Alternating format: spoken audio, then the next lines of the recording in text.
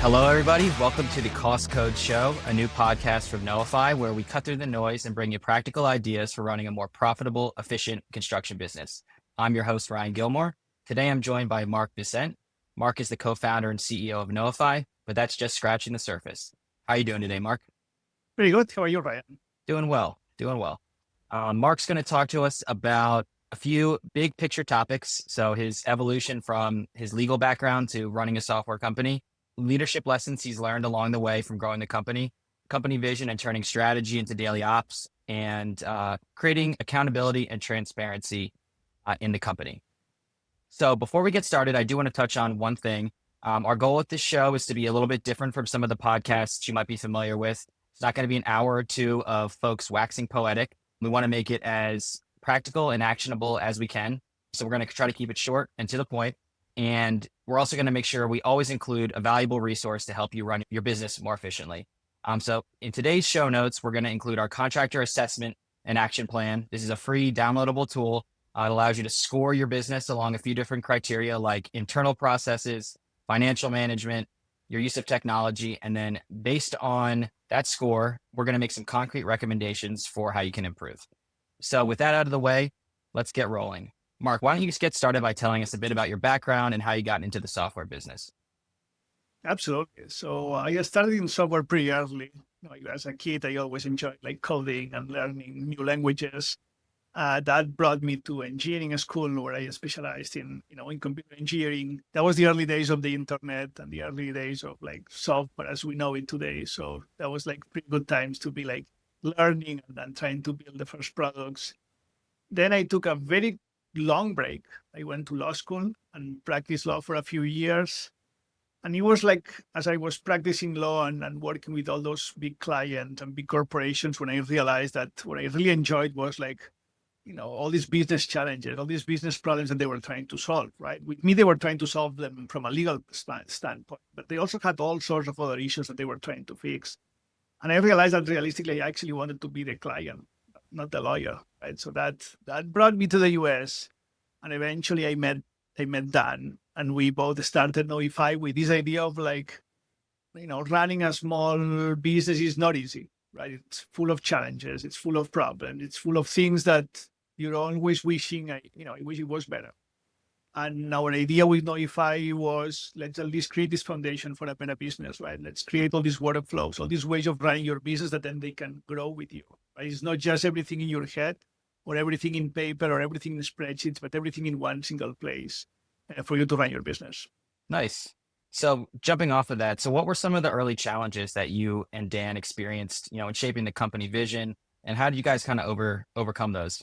I think the early challenges were the challenges that we all know about the construction industry, right? Sometimes this hesitation about using and leveraging technology. I mean, if you think about how technology has helped the construction industry, and we try to go back in time, since the beginning of the internet, the construction industry has seen their productivity growth decline, which is crazy, right? You would think that something so transformational for everybody like internet would actually help the construction industry, but apparently it didn't actually leverage that, in the same way that other industries did, right? So I said the challenge that we ran into in the early days were this kind of mistrust, or this kind of not really believing that technology can help my business, right? And I think that honestly, part of the problem was on us software providers. Maybe we actually never built the tools that actually made a difference for these business owners, right? And it was on us to prove the value and the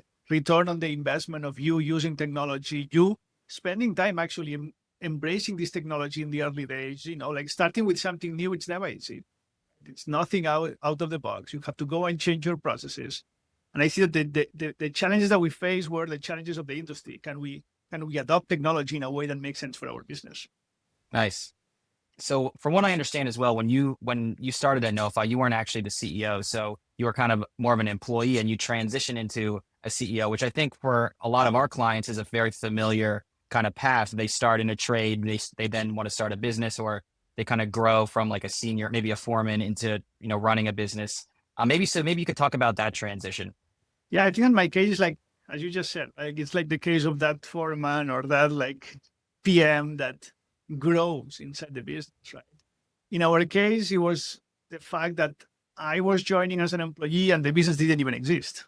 And so I joined way before we had any customers.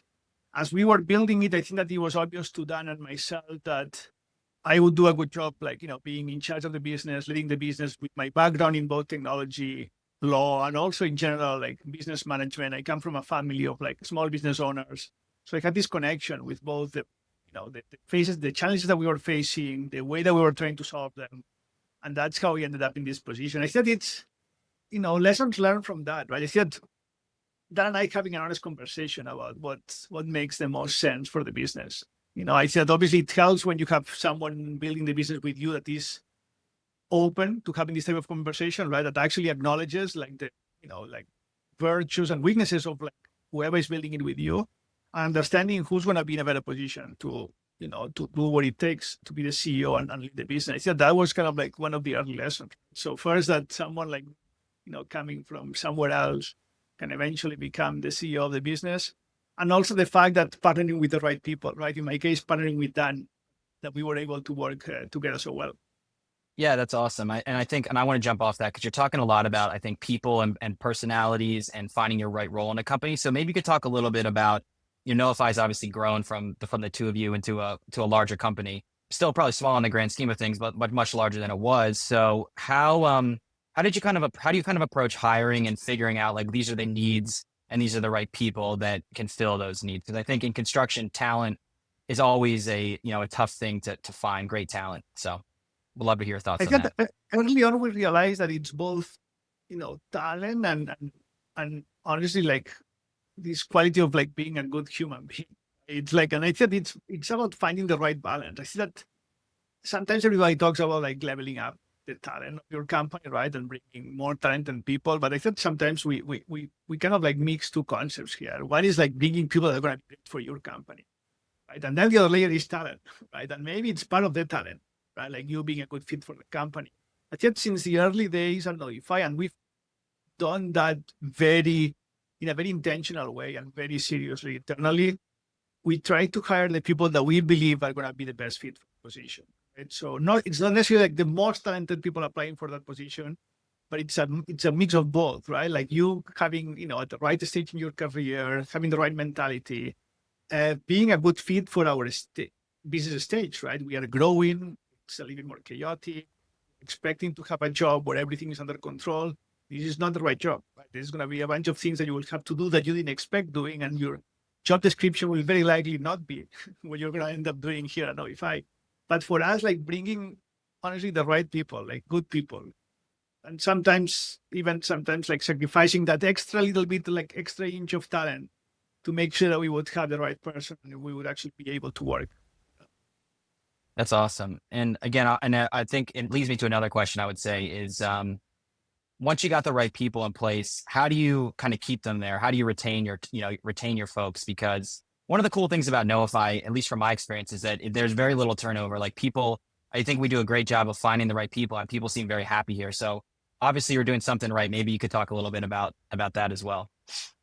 I feel that just pretty much not repeating the same answer, but realistically, if you hire the right people, the odds of you retaining them are much higher, right? If you hire the wrong people, chances are you're going to have to let them go or they're going to leave, honestly, because they will also see that they're a good fit. For us, step number one, bring the right people, right? If we've always been, and we've probably talk about this a bit later, we've always been very efficient in the things that we do, right? So we are actually trying to convince our users and customers to be more efficient in their business, right? To use technology to be more efficient. We are also trying to, to do the same, to actually lead by example and trying to be super efficient. So when we bring people to the company, we want to make sure they're the right people. And we also know how disruptive it is to be switching some of these people, right? So we try to avoid it as much as we can. Right? It's a combination of like right hiring, right onboarding, and expectation setting, right? Like I think that if I tell you before joining Knowify that it's going to be a very straightforward, quiet, and not intense position, I would be lying, right? Because realistically, you're going to have to do things that you don't even know. And if you are unsure and uncomfortable about that, I'm going to be setting you up for failure. So I try to avoid that early on, right? We try to set the expectations right. So we hire the right people, we set the right expectations, and then we try to be fair in how we give feedback and how we help people make progress. We always work with the assumption that we hire the right person, right? That's always an assumption at Knowify, and we start there. From that point on, if things are not working as well as we would have hoped, we first look at ourselves, right, and try to see where have we failed. Like are we not setting this person up for success, right? The tasks are too confusing, the instructions are not clear, the environment is not correct, the resources are not enough, right? And we try to go through that before just like blaming the person that just arrived, right? That realistically, very likely that person has little to do with the challenge that you might find early on. And I said by all this combination of things and always like being transparent about how we perform, how we do, I think that makes a difference, right? And I think that, and you've seen it, right? I see that we try to be honest about how are we tracking, right? Both company and person-wise, right? I think at the company level, we're pretty transparent. This is where we are, right? Revenue-wise and goals-wise. And if we are behind, we just say so. If we are behind, right? And how can we catch up? With each person at the company, we try to do the same. We try to understand, have we made the progress that we thought that we would make? Yes or no? If we have, excellent. Let's see if we can even aim higher and help you even do more. If we haven't, let's understand together why not, right? And let's come up with a plan on how to improve. Yeah, the focus on transparency, I think, is a big one. So maybe we could transition a little bit more to like accountability and kind of managing like processes day to day, things like that. So yeah, let's just talk about accountability or transparency. So like what kind of tactics do you guys kind of implement to help maintain transparency and create a sense of alignment, I guess, through all the different teams at Knowify and make sure everyone's informed and bought into the vision and knows what's going on and things like that?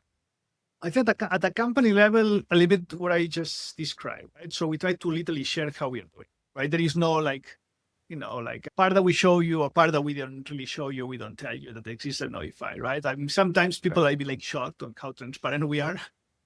Even sometimes we might share like how much cash we have left, right? Or what is like, or how much we are behind in terms of dollars. And I thought that's sometimes like strange to some people. I think that it's important for everybody. If you're trying to do your job, you have to understand how the company is. And so you cannot really do your job in a vacuum. I mean, your job in a vacuum actually doesn't matter, right? So your job has to make sense in the overall strategy of the company. If the company is well behind, you should probably be thinking yourself, what else can I do, right? By you knowing that we are behind, very likely you're going to be rethinking about how you are seeing your day-to-day, your tasks, your own goals. Are these goals helping the business? Because if they are not, you very likely want to go to talk to someone else in your team and say, hey, should we be doing something different? I think that, for instance, if you work in marketing, right, and marketing is usually about, both branding and lead generation and all these things that happen in the market, right?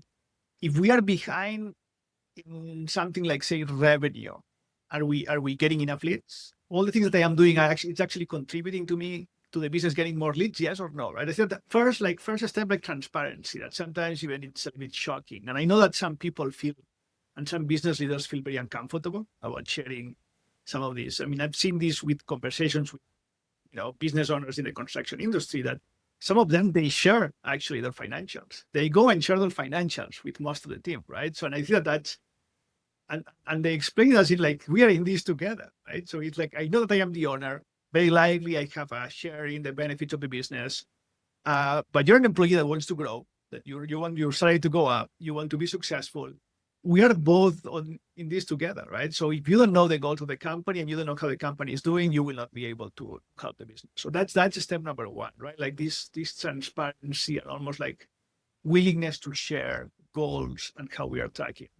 The second part would be more on the employee side, at least empowering the employee to make the employee feel that she's in control actually of their own goals, right? I said there is nothing worse than setting goals that you know that you cannot achieve by yourself, right? That this is like, it's totally out of your reach. And then you feel that you're working, but whatever you're trying to achieve depends on many other things that you have not controlled, right? I think at Knowify, to the best of our ability, we try to help everybody in the team be in control of their own goals.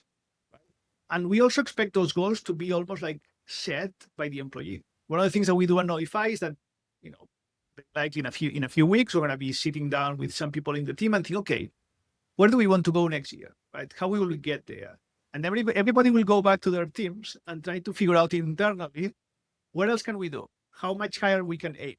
And I think it's going to be almost like from the bottom up, right? I think there's many companies where the CEO or the board like sets the goals, right, for the year, and we just have to go to these goals. Knowify is usually the opposite. Most of the goals actually come from the bottom, right? They actually like, hey, these are all the many things that we want to do, and we believe they're going to contribute this way to our numbers. And then we kind of like bring them up.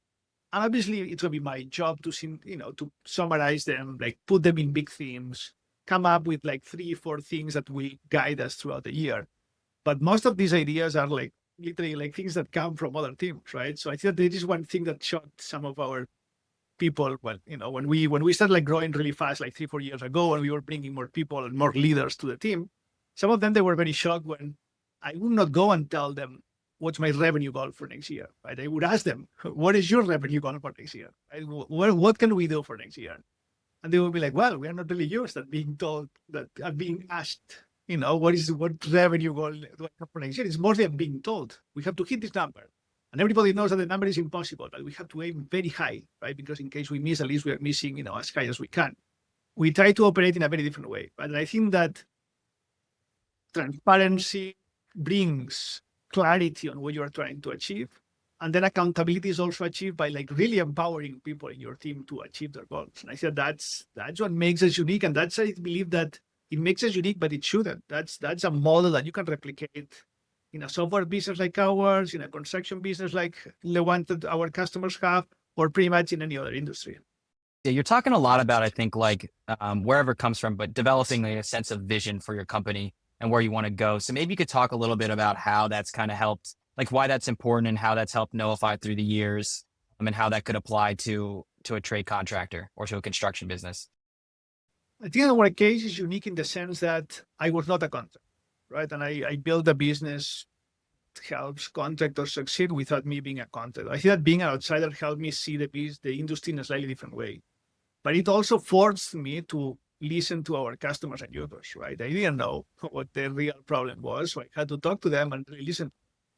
And they would give me a bunch of answers, right? And a bunch of potential solutions. And I would have to put them together, understand what can bring us, what can bring you to the actual pain of running your business, right? The vision has evolved over the years, but the core of the vision has always been the same. It's same like run a better business. And run a better business, by the way, it means sometimes different things for everybody, right? Like you might be running a business that you don't really want to grow, but you want it to be easier. You just want to go home earlier. Right? Just want for your employees to have a better life. There are ways that technology can help you with that. There's ways that you can actually business. Other people have much more ambitious goals. They just want to grow their business as much as they can. They just want to increase revenue, get more customers. For those, it's also important that, that the vision of Knowify evolves and tries to, almost like fit for both scenarios. The vision of Knowify has evolved as the market has evolved, as construction business owners have evolved, as technology has evolved. Right? I said a few years ago, we were just thinking about building screens and buttons and helping you see data and simplify certain tasks. For tomorrow, we are thinking about, can we help you? Can we do those tasks for you? Right? Like, can we actually do it for you? Right? So it's like almost like your business on autopilot, and we will get there. And that's why that was not the original vision, but it's the vision that transforms as the world transforms. I said in the next coming years, the vision will continue to change, but the core of that vision will remain the same. Let's just run a better business. Nice. I love that. And I also want to take that high level vision and then maybe make it a little bit more, bring it into the more practical day-to-day stuff. So for business owners that are kind of on this journey of developing their vision, what would you kind of give, what kind of advice would you give to them for ones that are trying to balance this high level vision or longer term planning, let's say, and the day-to-day operation? So making, staying on top of what's happening, in the minutia of the day-to-day. How can they kind of balance those things, or what lessons have you learned trying to balance that big picture thinking and the day-to-day, realities of running a business? I think lesson number one would be that you have to acknowledge that those are two different, they are connected, but they are two different things, right? Like the like the high level, very strategic vision is one thing that has to guide your decisions. But then everything else that happens on a daily basis, it just has almost like a distant connection to that vision, right? And sometimes for you, it's difficult to see when you are like, in the middle of something very annoying that you can just have to do, how that relates to the vision, right? So for you first, acknowledging that those are like two different things, right? Step number one. Step number two, you really have to have the clear vision, right? If you have a somehow clear vision, and then you're trying to go through your day-to-day tasks, if the vision is not clear and the tasks are annoying, you're going to suffer, right? You're going to see how, everything starts like shaking a little bit. Like you can see almost like the foundation of your business shake. And the less clear the vision is, the more everything shakes. Right? I think that a good example is, you can have this vision of like, I remember actually talking about vision, example from one of our early customers, right? We would call him and we would be discussing things that we were changing in our scheduling module. And he would be like, but Mark, you know what? I would really love it if I could run the business from the beach, right? I spend all my time in the office. I just hate it here. I wish I could spend all my time at the beach and just run it from there. That was his vision. Like his vision was like, can I run my business from, I say the beach, but anywhere, right? In a more relaxed way. Okay, that's the vision. How do I achieve that?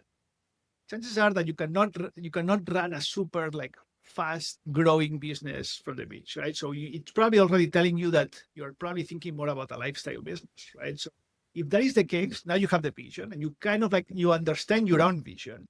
How do you translate that into day to day? It means that very likely you cannot take any job that comes your way. Right? You just have to be more selective in the type of jobs that you want to take. Maybe you have to always work for the same types of customers and just have repeat customers in a way that you know what to expect. Right? When you are bringing new customers and new projects for those customers, every single one of them is going to be slightly different. And some of them are going to be extremely different. If you're always working for the same people, it's going to very likely be kind of like a repeat, and you just have to make sure you are repeating well, right? That you will get really good at the repetition. You can understand that in your day-to-day because you clearly understand your vision of like, I want to run this business from the beach, right? So it has to be run in a very particular, small way. Some other people will have a very different vision, and that will actually also inform your day-to-day operation, right? I think sometimes we have this disconnect of like, I really want to build the largest business that has ever existed, but then your day-to-day is like really bothering you and you don't really want to do it, right? I think there's a disconnect there, right? So because you have a very, very, very, very ambitious goal, you have to be ready for like a very demanding and very challenging day-to-day operation. I think that's you being able to first understand your vision and two, seeing how that vision relates to your day-to-day operations and how you make it so that those day-to-day operations make sense to you. I think that's kind of like at least the foundation to be successful at this. And I want to circle back to something you said earlier and also where that story, generated from, which was customer feedback. So maybe we can start to move into talking a little bit about, the product development at Knowify a little bit. And so how has customer feedback shaped product development at Knowify? Because construction is a very unique industry. And I think without the feedback from customers, it's really tough to build something that, is going to satisfy them or meet the needs that they have. Look, everybody building software says the same, right? Like everything here is built based on customer feedback. It's very, very, very unusual for that to be 100% true. I think that Knowify has a vision. We want to do things in a certain way. We have existing users that give us constant feedback, and we are obsessed. That is the reality. That comes from the early days of Knowify, of Dan and myself, not coming from the industry, right? So this almost like this insecurity of not coming from the industry forced us to actually listen to everybody in the industry, right? Over the years, we developed our vision and we developed our own understanding of where the industry should go, right? And how you should be running your business. Now, the feedback that comes to Knowify from our users is not the same that used to come to Knowify in the early days. Right? In the early days, like we were less mature, less built, less opinionated. Today, we're a little more opinionated, right? So I said the feedback that comes to Knowify today is actually processed in a way that does it fit the vision, right? Does it actually make sense in what we are trying to achieve? The customer is right, of course. They're giving me feedback based on their own process, their own experience, their own pain, right? But I think our job that actually is satisfy like the whole audience, right? All our customers in a way, in a broader way, the whole industry, right? Is that piece of feedback, does this piece of feedback make sense? And we don't just base these on intuition or just pure data number, right? It's not that, 100 people are asking for this, it must be important. If it doesn't fit our vision, it will not be done, right? That is the reality. but you might have one single piece of feedback from one single user that makes so much sense. You just have to do it, either because it really fits the vision, or you really see that that's actually a brilliant piece of feedback you just have to go and implement. And we've had a bunch of those by years. Honestly, I said there's been things that they have been done just because one single user pointed it out. It's like, wouldn't it be better if this was done this way? And we were like, yes, it would, right? And those are the things that we will usually expedite, and it's going to jump through steps of like product development and get to production as early as possible. Because honestly, I also get very excited when someone gives me a very awesome piece of feedback, and I want to see it myself in the product, right? I see that both Dan and myself, we are product people, right? And one of the things that we enjoy the most is seeing what the product actually delivers value to the user, right? It's just like, that is the key of everything. See, that is like what solves for everything. When the user is actually using the product, that it's actually getting to the place where he wanted to go. Like I said, one of our early customers, and I've talked about this anecdote like many times in the past, but I think it's a very, very relevant anecdote, right? So he runs a commercial subcontracting business that does a bunch of work for different GCs. And a bunch of that work is usually involves like a very large number of change orders, right? And those change orders, they tend to be pretty large in size, especially dollar size, right? You missing one of those change orders, one that didn't get signed and then it didn't get invoiced, it can be thousands and thousands of dollars. And that user from the early days, he would tell us, you guys help me catch all these many mistakes in my change orders, right? That this is worth everything. And the fact that just like a simple software where you put your schedule of values, you create change orders, you log in and you see the changes that you have there. Did they get accepted? Yes or no? Did I invoice them? Yes or no? It sounds silly and simple, but that is transformational for people that didn't have a system in place to track that. And I said that's what we are trying to do with this customer feedback, right? And I think that's the piece that we try to bring to the operation. We want to hear how the customer thinks about our software, and we want to see the value that we are delivering. Right? And we bring those and we use it honestly internally to make our product. I think it touches on, I start to say it's awesome that we're able to develop that kind of value to someone so quickly. So for those business owners, but we know there's like resistance to change, adopting technology. I don't want to say especially in construction, but that does seem like kind of a prevalent theme. There's a lot of data points to support that. So what kind of advice would you give to a business owner that's seeking to modernize their operations, whether it's through something like Knowify or maybe some other tool or combination of tools, but their team is kind of facing pushback, their team is giving them pushback? Like what kind of advice would you give to them to kind of overcome that? Be transparent about what we are trying to achieve. Right? I think there's a lot of insecurity when you bring a new software tool to the business, right? Especially if it's a software tool like Knowify that it touches many areas of the business, right? And it will likely change the way that you operate. Be transparent. Tell your team why you're doing this. Right? Be also like honest about the effort that's required. Right? And I tell this everybody, you will never hear from me starting with Knowify is easy. Right? This is not a thing, I will say. I know it's a thing that marketing might say and some other people might try to say. You will never hear it from me because first, I don't really know how easy it's going to be for you. Right? I don't really know how entrenched you are with your own processes. Maybe you've been doing the exact same thing for 45 years, and it's so ingrained in your brain that you cannot change it, right? Regardless of how easy the software is, right? So I think these are like things that it depends on everybody, but be transparent with your team. Tell them, we are bringing this new piece of technology because this and that. For instance, one reason could be I want everybody to go home earlier every day, right? To achieve that, we have to spend less time doing admin work. To do less admin work, I believe that we need technology, to achieve that goal. This is the technology that I'm bringing today here. I'm bringing it because a friend of mine recommended it, or our accountant is recommending it, or I've seen it in action in other business and it was awesome, right? By you being transparent with the goal of why you're even doing this, the team should be able to understand at least the goal. Right? You will still find resistance, right? Because people don't really enjoy changing their tasks. What I was telling you before about Knowify, that Knowify, you have to expect every day is going to be slightly different. Some people are not comfortable with that. Some people are very comfortable doing the same thing for as many years as possible. Bringing new technology will change that thing. That is 100% guaranteed. Be honest with them. Try to explain what the change involves. And honestly, in some cases, I have to have some tough conversation with some people that were relying on very old processes, and almost they were like the guardian of that process, right? And they know that the second that you bring a software like Knowify, they might lose a little bit of like the, power in the organization.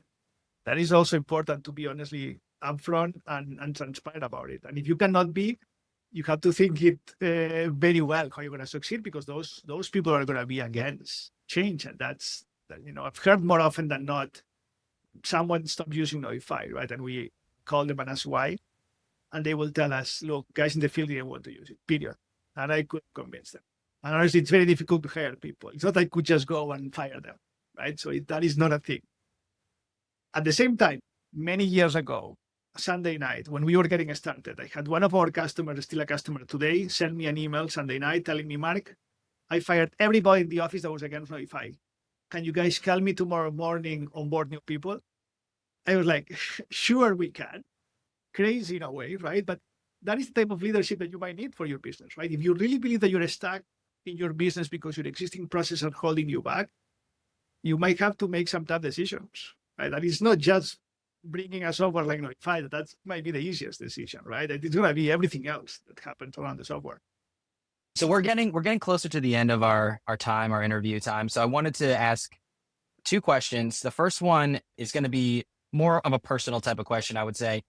As a business owner, business leader, talking to other business owners, business leaders, I think we all know it's very stressful. So maybe you could just talk about some tips that you have for how you kind of avoid burnout or managing burnout, managing that part of your life while you're trying to grow, trying to deliver on this vision and build a business that is providing a livelihood for a lot of of your employees and things like that. I used to be pretty bad at this. Obviously, I've been someone that easily overworks and loses track of time, and will spend days and nights and weekends and holidays doing this, mostly because I like it. But over time, you realize that what you like is not necessarily good for your health, right? So I think one of the pieces of advice is just like, be really conscious about the effort that you're putting into your job, right? I said there has to be a balance, even if you don't want to, even if you don't really like the balance, there has to be a balance, right? You're going to have to find it somehow. That would be piece of advice number one. Piece of advice number two, always find someone that you can talk to. So that's, I got lucky with that, obviously, as a co-founder. But beyond that, I have other people, that advisor, people in the board, that is like people that I can go to and talk to when I am worried. I mean, I'm worried about 1,000 things, right, on a daily basis, right? And I said that's the reality of running a business. Like anything could go wrong at any time, right? And everything is like, usually people don't call you to give you good news. They usually call you to, because there is a problem that you have to solve. And that is fine. You have to be comfortable with that. If you're not comfortable with this, you might not want to be the CEO of the leader of your business, right? But even if you are comfortable, you might not enjoy it, right? And that might be like consuming you internally. So you finding the balance, having people to talk to, and just being really conscious about what's going on, right? So that's the best advice that I can give. Sometimes when I have struggled the most is when I was just going through the motions and not really thinking about what's going on. I didn't stop and to just like reflect for a second. What are we doing? It's like we have all these fires. What are we exactly doing? What is this? Sometimes the most difficult thing is actually to stop yourself, right? And because you think that you have to be doing things, and the more problems you have, the more stuff you have to do, and that is not usually the case, right? I said for me, it's very easy to get like in that motion. I have to remind always myself, and not. So that would be, some advice that I can give. Nice. I think that's great. So last question, in the spirit of this show of keeping it kind of super actionable, what's like one concrete action item or piece of advice you would give to our listeners that they could implement, in the short term to improve their business, whatever that may mean for them? I mean, look, we talk a lot about vision and goals. If you don't have if you cannot tell me your vision for your business in one sentence immediately, you have to go tomorrow and just like take the day, the week, come up with a vision. If you cannot find it, by the way, you might want to rethink what you're doing. You might want to think about doing other things. Like maybe you are not the right person to lead the business. Maybe you would be better off if you sell the business, do something else. But who define the vision if you don't have it clear? If you have it clear, then try to define the goals that bring you to that vision, right? And it's almost like a sequential thing, right? So I have the vision, then I come up with the goals. And once I have the goals, I try to go and define the small things that will bring me to those goals, right? But again, I start from the step number one, right? Do I have a vision? Yes or no? Do I know where we are going? Yes or no? If I do I know how I'm going to get there? Yes or no? It's sometimes the thing that you would ask ChatGPT today, like the problem would be like, come up with a vision for my business. Honestly, there is technology out there that can help you today. Do it. So if you don't have it, just take the day tomorrow and start working on that. Nice. I think that's a great note to end on. Marc, thank you for joining us. To everyone who's watching and listening, thanks for tuning in. Remember to check the show notes for your free contractor business assessment tool. And if you're looking for help managing projects and finances for your construction business, check out Knowify at knowify.com. We'll be back with another episode soon. Cheers.